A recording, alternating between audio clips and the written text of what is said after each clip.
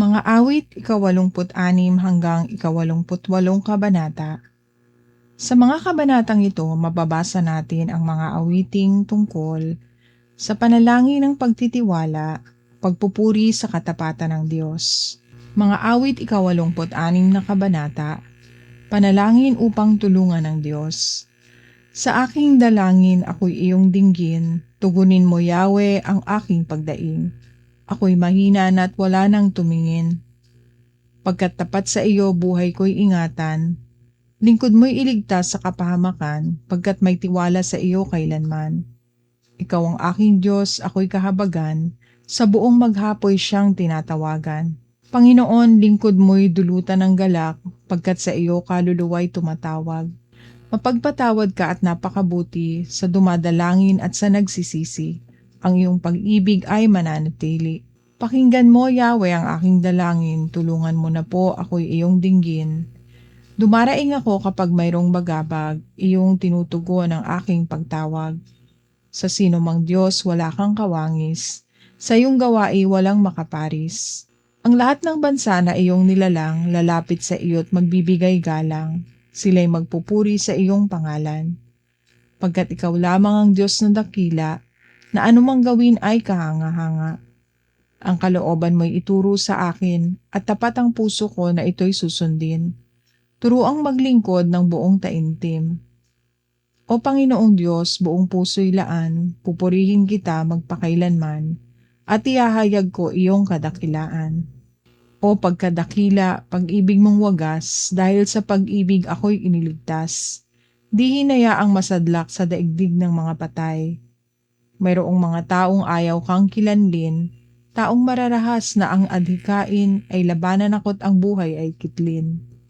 Ngunit ikaw, Panginoon, tunay na mabait, wagas ang pag-ibig, di madaling magalit, lubhang mahabagit, banayad magalit. Pansinin mo ako, iyong kahabagan, iligtas mo ako't bigyang kalakasan. Pagkat ako'y lingkod mo rin tulad ng aking nanay, pagtulong sa akin iyong patunayan upang mapahiya ang aking kaaway. Kung makita nilang mayroong katibayan na ako'y inaliw mo at tinulungan. Mga awit 87 kabanata, awit ng pagpaparangal sa Jerusalem. Sa bundok ng Zion itinayo ng Diyos ang banal na lungsod. Ang lungsod na ito'y higit niyang mahal sa alinmang bayan ng angkan ni Jacob. Kaya't iyong dinggin ang ulat sa iyong mabubuting bagay, o lungsod ng Diyos. Kapag isinulat ko at ang mga bansang sa iyo'y sasama, aking ibibilang ang bansang Ehipto at ang Babilonya. Ibibilang ko rin bansang Filistia, Tiro at Ethiopia. At tungkol sa Zion sasabihin nila ang lahat ng bansa ay masasakupan, siya'y palalakasin at patatatagin ng kataas-taasan.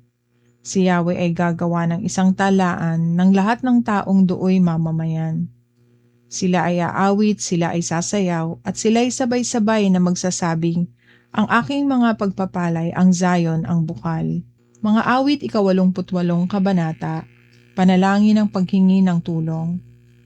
Yahweh aking Diyos, tanging ikaw lamang aking kaligtasan. Pagsapit ng gabi, dumudulog ako sa iyong harapan. Ako ay dinggin mo, sa pagdalangin ko ako ay pakinggan, sa aking pagdaing ako ay tulungan. Ang kaluluwa ko ay nababahalat puspos ng problema, dahilan sa hirap, pakiwari buhay ko'y umiiksi na. Ibinilang ako niyong malapit ng sa hukay ilagak, ang aking katulad ay mahina na't ubos na ang lakas.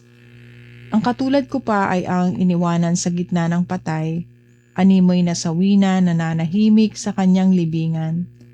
Tulad na rin ako nitong mga tao na iyong nilimot, parang mga tao na sa iyong tulong ay hindi maabot.